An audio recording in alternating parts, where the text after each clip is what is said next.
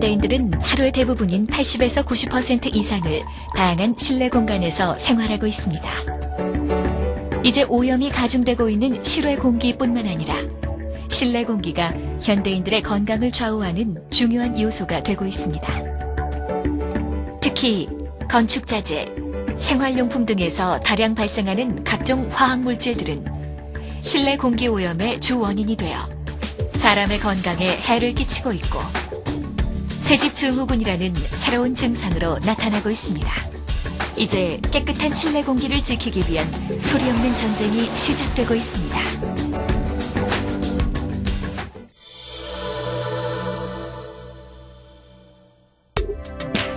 우리에겐 낯설지만 새집 증후군은 더 이상 남의 나라 일이 아닙니다.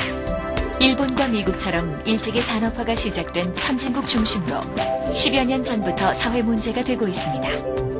새집 증후군은 특정한 화학물질 혹은 여러 가지 화학물질들이 복합적으로 인체에 작용하여 영향을 미치는 증상으로서 새집이나 수리한 집에 입주해 전에 없던 두통이나 천식, 아토피성 피부염 등의 알레르기성 질환에 걸리는 경우를 말합니다.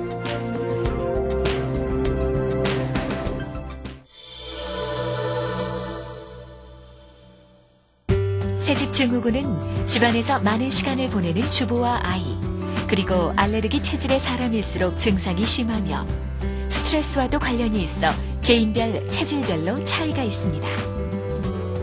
일반적인 증상으로는 두통, 어지러움, 안구 건조증, 천식, 기관지염, 알레르기성 비염, 암, 폐질환 등을 비롯해 아토피성 피부염 등의 건강장애를 일으킬 수 있습니다.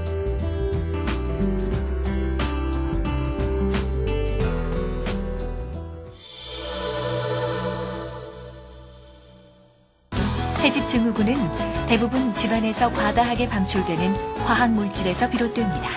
바람이 통하지 않는 밀폐형으로 바뀐 주택과 콘크리트에서 나오는 미세먼지, 페인트를 비롯한 화학 제품 등에서 나오는 휘발성 유기화합물, 무늬목, 바닥재, 단열재 등 건축 마감재에서 발생하는 포름알데히드, 그리고 환기를 자주 하지 않는 생활 양식과 카페트, 애완동물, 가구, 소파 등 다양한 요인들이 새집 증후군의 원인이 됩니다.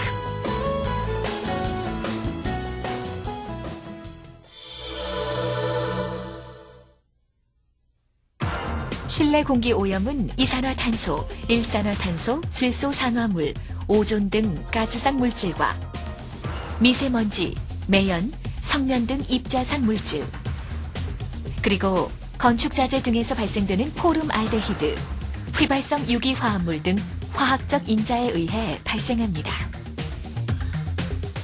이러한 오염물질의 발생 과정을 살펴보면 먼저 콘크리트가 건조하는 과정에서 인체에 해로운 가스가 발생합니다. 또한 건축 마감재를 건물 내부에 시공하는 과정에서 사용되는 접착제, 일명 본드로 인한 포름알데히드 방출, 그리고 과다한 인테리어나 붙박이장 설치 등으로도 오염물질이 방출됩니다. 고농도의 포름알데히드에 노출된 경우 우리 건강에 장애를 가져올 뿐 아니라 동물 실험에서는 이 물질이 폐암을 일으키는 발암성 물질로 알려져 있습니다. 신축 대단위 아파트와 주택이 늘어나는 현 상황에서 실내 공기 오염의 심각성은 점차 가중되고 있습니다.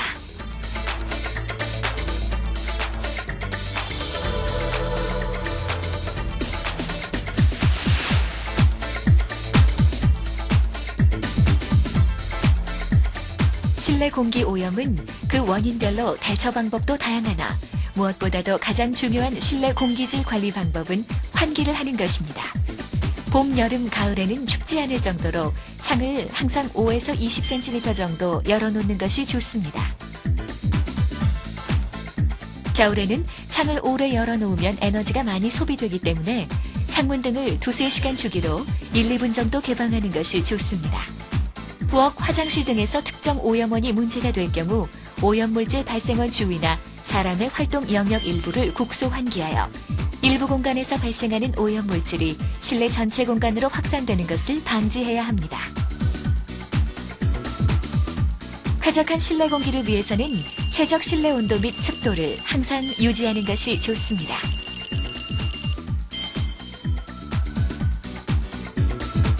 또한 실내 공기의 온도를 높여주어 건축자재 등에서 방출되는 유해 오염물질의 방출량을 일시적으로 증가시킨 후 환기를 하면 실내 오염물질을 줄일 수 있습니다.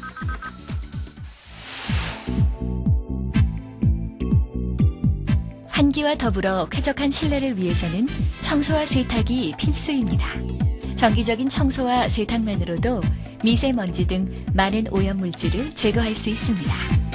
청소를 할 때는 일간, 주간, 월간, 연간 계획을 세워 실시하는 것이 능률적이며 바닥이나 벽 청소뿐만 아니라 책상, 캐비넷, 옷장, 소파, 침대 등 가구는 정기적으로 청소해야 합니다.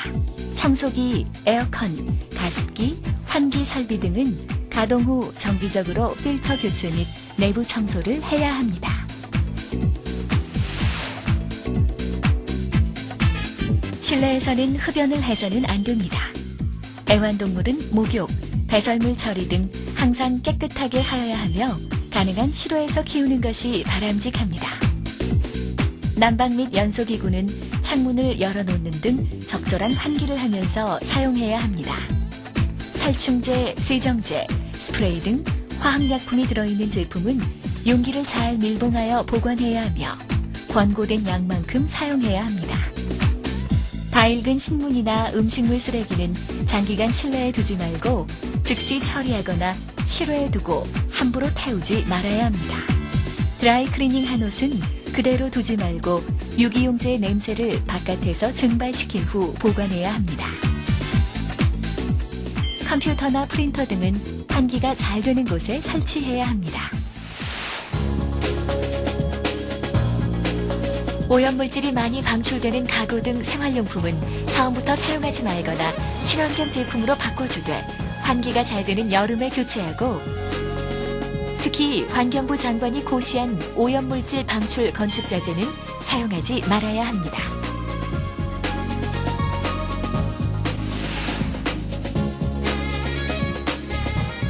실내 공기 오염물질을 없애거나 줄이기 위해서 공기청정기 등 공기정화 설비를 사용하는 것도 좋으나 가능한 숯 같은 천연 재료나 벤자민, 고무나무 등 유해물질 흡착 효과가 있는 식물을 키워 자연 정화를 하는 것도 좋은 방법입니다.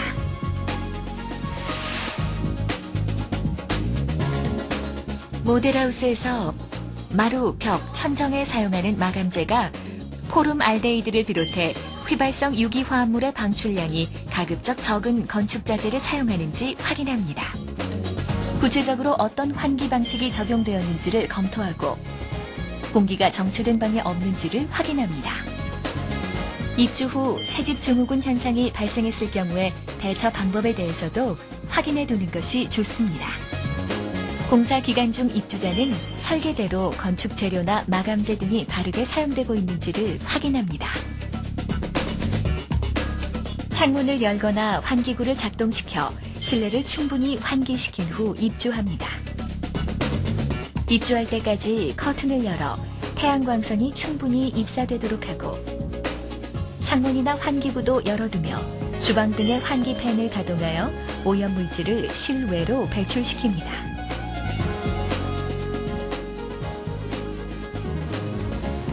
입주 시 새로 구입한 가구나 커튼 등에서 유해한 오염물질이 발생할 우려가 있으므로 주의를 요합니다.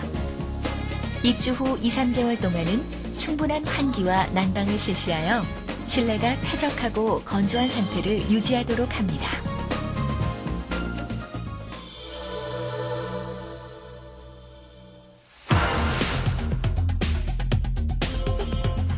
환경부는 2004년 5월 다중이용시설 등의 실내 공기질 관리법을 시행하면서 공동주택 신축 시 시공자로 하여금 7개 오염물질을 측정하여 주민들이 잘 볼 수 있는 게시판 등에 60일간 공고하도록 했습니다. 공동주택 시공자에게 실내 공기질을 측정하여 공고하도록 한 것은 새집 증후군이 특히 문제되는 공동주택 신축 시 친환경 건축자재의 사용, 환기설비 설치 등을 유도함으로써 실내 공기질을 자율적으로 확보하기 위한 것입니다.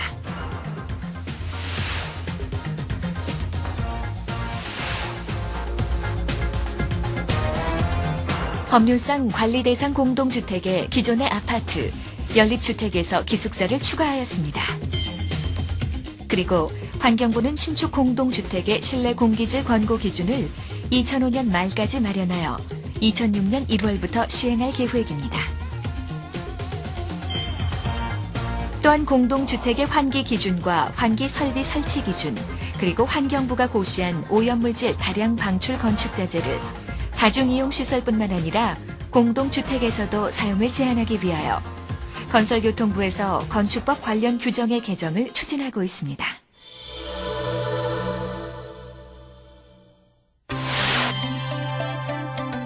깨끗한 실내 공기를 지키기 위한 다양한 정보는 바로 이곳에서 찾아볼 수 있습니다. 나와 내 가족이 머무는 곳의 실내 공기를 지키는 일, 결코 소홀히 할 수 없습니다. 올바른 정보 수집과 신속한 대처로 깨끗한 실내 공기를 유지해야 합니다.